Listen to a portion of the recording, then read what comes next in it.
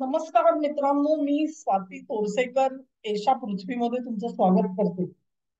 October 9 आणि 10 रोजी अफगाणिस्तानचे परराष्ट्र मंत्री आमिर खान मुत्तकी नवी दिल्लीच्या दौऱ्यावरती आले होते. या दौऱ्यादरम्यान त्यांनी एस जयशंकर यांची भेट घेतली आणि इतरही महत्वाच्या बैठका भारतामध्ये असताना त्यांच्या झाल्या. आता मी जेव्हा ही बातमी तुम्हाला 2 दिवसापूर्वी दिली की ते येणार आहेत, त्या दिवशी खरं म्हणजे मोदी हे मुंबईमध्ये होते, कारण कियर स्टारवर सुद्धा त्यांचे तिथे आलेले होते. आणि आपल्याला माहिती की नवी मुंबईचं विमानतळ असेल किंवा मेट्रो 3 लाईन या दोन्हीचं उद्घाटन, त्याच्यानंतर ग्लोबल फिनटेक फेस्टिवल जे प्रदर्शन भरलेलं होतं बीकेसी मध्ये, या सगळ्या महत्वाच्या कामांमध्ये मोदीजी अडकलेले होते. त्याच वेळेला दिल्लीमध्ये मुत्तकी यांचं आगमन झालेलं होतं. अफगाणिस्तानशी भारताचे संबंध चांगले झाले की पाकिस्तानला दयामध्ये धडकी भरते ही गोष्ट खरी. आणि मी एक तो जो व्हिडिओ केला होता त्याच्यात मी म्हटलेलं होतं की पाकिस्तानचं सगळं सैन्य भारताच्या सीमेकडे आल्यानंतर त्यांची अफगाण सीमा वाऱ्यावर पडली आणि मग तिथून तालिबान काय करतील याची चिंता पाकिस्तानला आता सतावते आहे. या अगोदरच टीटीपी म्हणजे तेहरीके तालिबान पाकिस्तान यांना अफगाणिस्तान आपल्या देशामध्ये आश्रय देतो आणि म्हणून ते आमच्यावरती हल्ले करू शकतात, आमच्या जवानांवर हल्ले करतात, असं पाकिस्तानची एस्टॅब्लिशमेंट सतत आरोप करत असते. ह्याच्यापेक्षा पुढे जाऊन या वेळेला पाकिस्ताननी काबूलवरती हवाई हल्ला केला, पख्तियावर केला, नंगरहार वरती केला. ह्या सगळ्याचा जो टार्गेट होता तो नूर वली मोहम्मद हा टीटीपीचा जो लीडर आहे त्याला ठार मारण्याचा हेतू होता आणि तशा हवया पण उठवल्या गेल्या, परंतु तो जिवंत असल्याच्या बातम्या आता आले. हे सगळं मी तुमच्याशी बोलले खरे. तालिबानचं आणि भारताचं सख्य असणं हे पाकिस्तानला डचतंय चांगलंच. आणि त्यांना कळतं आहे की आपली सर्व बाजूनी कोंडी झालेली आहे आणि कुठून ना कुठून तरी एकदा आक्रमणाला सुरुवात झाली की आपण स्वतःचं रक्षण करायलाच असमर्थ आहोत. ते मिडल ईस्ट, मध्य पूर्व, सौदी अरेबिया, कतार वगैरे गोष्टी सोडून द्या, ह्यांना स्वतःचाच देश वाचवता येणार का नाही याची चिंता लागलेली आहे. अशा परिस्थितीत ज्या वेळेला अफगाणिस्तानचे नेते येतात इथे, भारताशी सलोख्याचे संबंध असल्याचे सांगतात. भारत तिथे काही हॉस्पिटल्स मध्ये आम्ही सहकार्य देऊ म्हणून सांगितलंय.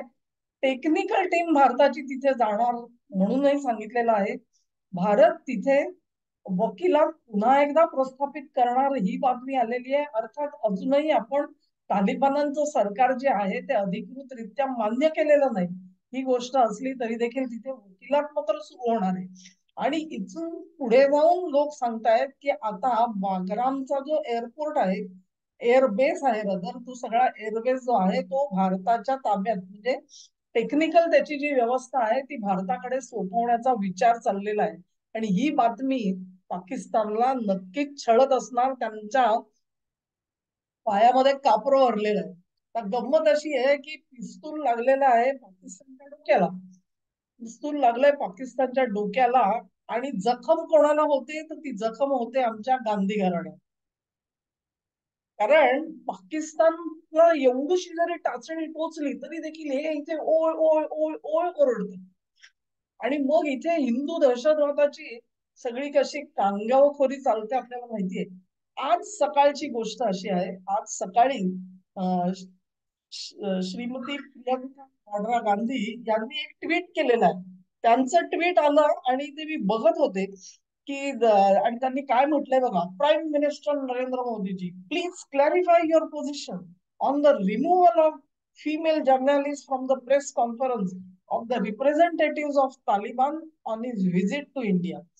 If your recognition of women's right is not just convenient posturing from one election to other, then how has this insult to some of India's most competent women been allowed in our country, a country whose women are its backbone and pride? म्हणजे प्रियंका गांधी असं म्हणतायत की हे तालिबानचे कोण प्रतिनिधी आले तिथे आमच्या अत्यंत महत्वाच्या महिला पत्रकारांना येऊ दिलं गेलं नाही त्यांच्या प्रेस कॉन्फरन्समध्ये. आणि मग हे तुम्ही कसं सहन केलं?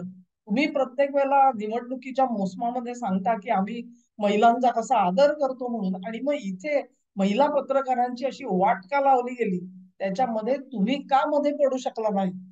आणि हे जे सगळं तुमचं जे नाटक चाललेलं आहे, तुम्ही चुनावी मेंढक म्हणतात ना, तसे आहात. तुम्हाला तुमचा आणि स्त्री स्वातंत्र्य, त्यांचे अधिकार ह्याचा काही संबंध नाही, असं एक प्रकारे प्रियंका गांधी इथे सुचवत आहेत.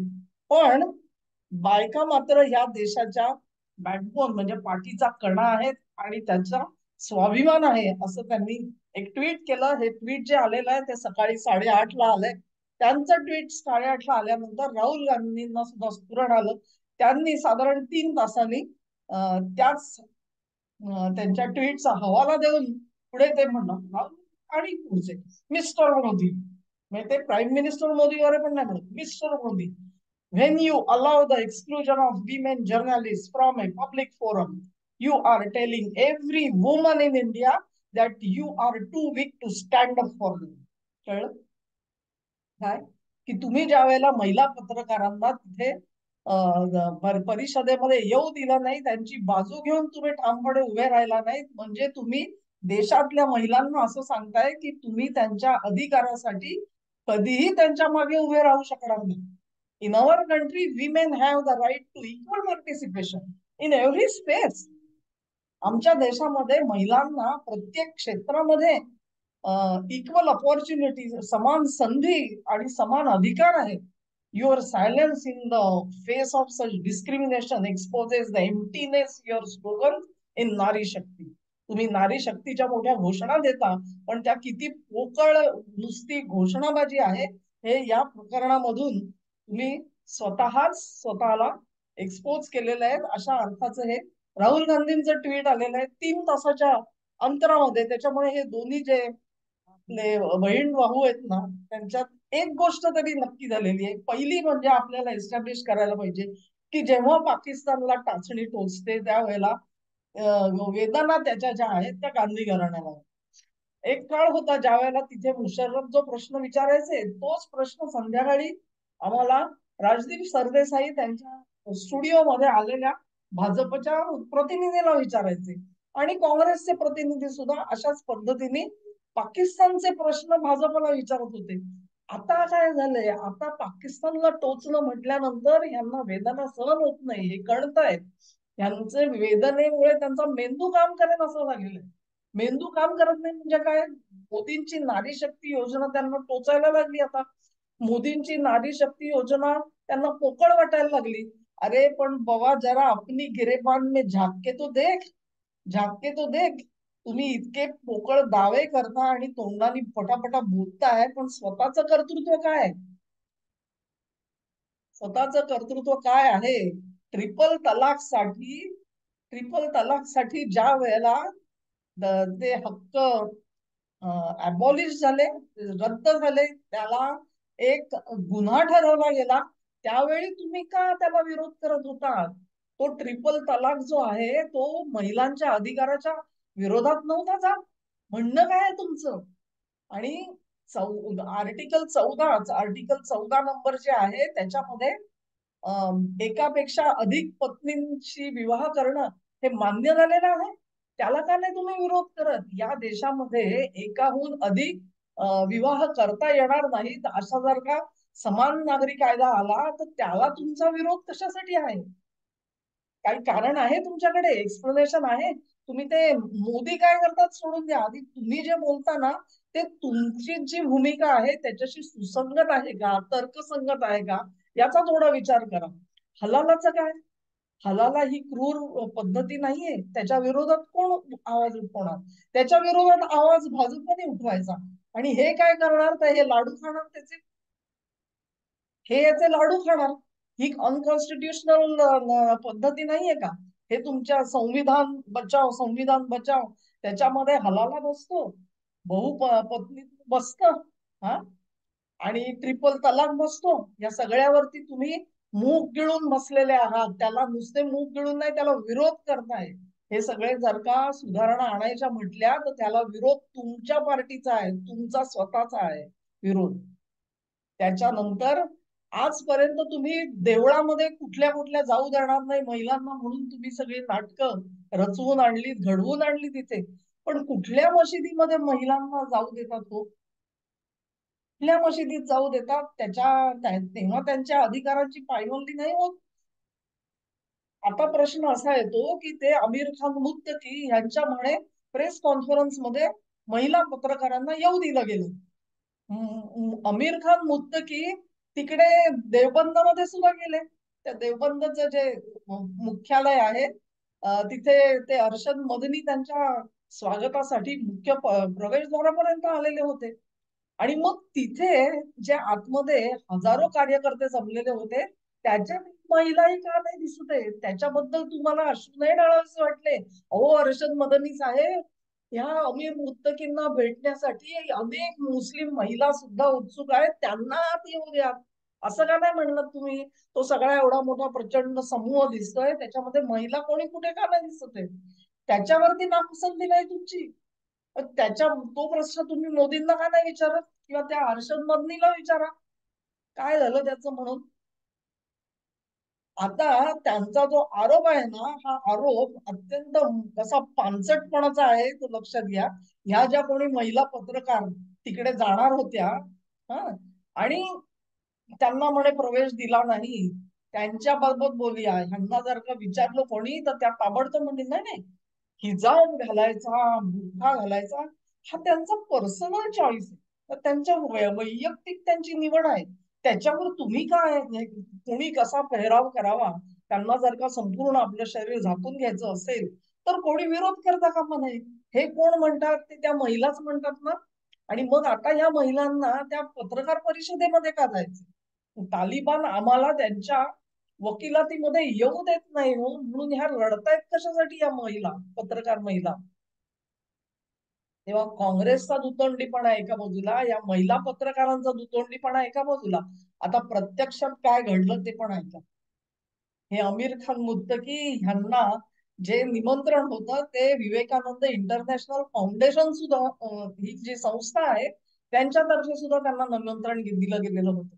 आणि ते निमंत्रण दिलं गेलेलं होतं, त्याचे फोटो बघा तुम्ही. त्या फोटोमध्ये तुम्हाला महिला दिसतील, तरुण महिला आहेत, अन्य महिला आहेत. त्यांनी प्रश्न विचारले, आमिर खान मुत्तकींनी त्यांना उत्तरं सुद्धा दिली, प्रश्नोत्तरं सुद्धा झालेली आहेत. त्याचे सुद्धा तुम्हाला तपशील मिळतील. म्हणजे आमिर खान मुत्तकी हे महिलांची बोलणारच नाही मुळी, असं जर का त्यांनी सांगितलं असतं तर त्या त्या विवेकानंद फाउंडेशन मध्ये ते गेले, तिथे सुद्धा त्यांनी तीच भूमिका घेतली असती. तिथे त्यांनी तसं केलं नाही. तिथे गेल्यानंतर समोर महिला बसलेल्या होत्या आणि त्यांच्याशी त्यांची बोलणी व्यवस्थित झाली. मग हरकत कुठे आली? हरकत कुठे आलेली आहे? दिल्लीमध्ये जी अफगाणिस्तानची वकिलात आहे, ही वकिलातीचा अर्थ कळतो का या सगळ्या पत्रकारांना? राहुल गांधी हे स्वतःला भावी पंतप्रधान म्हणतात आणि त्यांची जी भगिनी आहे ती त्यांच्या त्या पंतप्रधान पदाच्या क्लेमला इमाने इतबारे पाठिंबा देत असते. आपण त्याच्या मागे कसे ठामपणे उभे होत म्हणून सांगत असते. त्यांना एखादी वकिलात असते ना, तिचे जे सगळे प्रिमायसेस असतात त्याची काही कायद्याबद्दलची काही माहिती आहे का, ज्ञान काही आहे का? आणि नसेल तर त्या काँग्रेसमध्ये अनेक जण म्हणा विदेश मंत्रालयामध्ये काम केलेले आहेत, अगदी सचिव पदापर्यंत गेले, मंत्री आहेत. त्यांना कोणाला तरी थोडा सल्ला घ्या त्यांचा. त्यांनी तुम्हाला सांगितलं असतं. एखाद्या देशाची जी वकिलात असते त्या वकिलातीच्या आतमध्ये आतमध्ये त्यांच्या देशाचा कायदा चालतो, तिथे भारताचा कायदा चालत नसतो. तेव्हा वकिलातीच्या प्रांगणाच्या आतमध्ये तालिबान काय करतात ह्याच्यावर मोदींचं नियंत्रण नसतं, त्याच्यावर जयशंकरांचं नियंत्रण नसतं. हे जर का तुमच्या मेंदूत शिरत नसेल तर तुमच्यासारखे मगदड तुम्हीच, तुम्हाला काहीच कळणार नाही. तुम्ही नुसते हे असे प्रश्न विचाराल. आता हा जो महिला अधिकाराचा मुद्दा आहे ना, तो बिहारमध्ये कसा मिरवला जाईल बघा. कसा मिरवला जाईल म्हणजे काय? तर भारत केवढं महापातक करतो आहे की ज्या महिलांना अधिकार देत नाही त्या तालिबानांना तुम्ही एंटरटेन करता आणि त्यांचं मान मराठत ठेवता. आणि तुम्ही काय करत होतात तेव्हा? तुम्ही तुमच्या राजवटीमध्ये काय केलं त्याचा जरा थोडासा हिशोब देऊन टाका एकदाचा. ते तुमचे जे सर्वात अत्यंत प्रिय काटजू नावाचे आहेत, मार्कंडेय काटजू, तेच तर तोंडाने सांगत होते ना की बघा आता तालिबान सत्तेवर येणार, त्यांच्याशी संबंध सुधारा. हे असं तुम्हाला वेगळं राहून चालणार नाही. You should have good relations with them. ते काटजू तुमचे महान सपोर्टर आहेत आणि ते विदेश मंत्रालयामध्ये काम केलेले आहेत. मग तेव्हा त्यांना का तालिबान जवळचे वाटत होते? आता भाजप सरकारने तालिबानला जवळ केल्यानंतर तुम्हाला पोटामध्ये तुमच्या धुमारे फुटले. तुम्हाला आतून आतून कळतंय की पाकिस्तानात राहिला नाही तर माझं काय होणार. कारण तुमचं अस्तित्व सगळं पाकिस्तानवर अवलंबून आहे. जोवर पाकिस्तान आहे तोवर आमचं घराणं आहे आणि म्हणून आमचा पक्ष आहे. तेव्हा पाकिस्तान हलायला लागला, विस्कळीत व्हायला लागला की इथे हादरे बसतात दिल्लीमध्ये. दिल्लीत म्हणजे सगळीकडे नाही, ते फक्त एखाद्या स्ट्रीटवर एक जो बंगला आहे ना त्या बंगल्यामध्ये बसतात, चांगले झणझणीत बसतात आणि आता पडतो का काय, आता पडतो का काय असं त्यांना वाटायला लागतं. तेव्हा जेव्हा बंदुकीची गोळी, जी नळी आहे ती पाकिस्तानच्या डोक्याला लागली की झिंझिण्या यांच्या मेंदूत येतात. हे ह्यांनी स्वतः सिद्ध केलेलं आहे. तुम्ही आणि मी सिद्ध करायची पण गरज नाहीये. यांच्याकडे दुर्लक्ष करू नका, ह्यांना उत्तर द्या. जिथे मिळेल तिथे त्या त्या प्लॅटफॉर्म वरती उत्तर द्या. मी तुम्हाला सगळ्या गोष्टी आता सांगितलेल्या आहेत. तुम्हालाही आणखी सुचतील कदाचित, त्या सुद्धा त्याच्यामध्ये त्यांचाही समावेश करा आणि झणझणीत प्रत्युत्तर द्या. हा व्हिडिओ तुम्हाला आवडला असेल तर ह्याची लिंक शेअर करा, व्हिडिओला लाईक करा, चॅनेलला सबस्क्राईब करा आणि तुमचं सहकार्य माझ्यासोबत असंच राहू द्या. नमस्कार.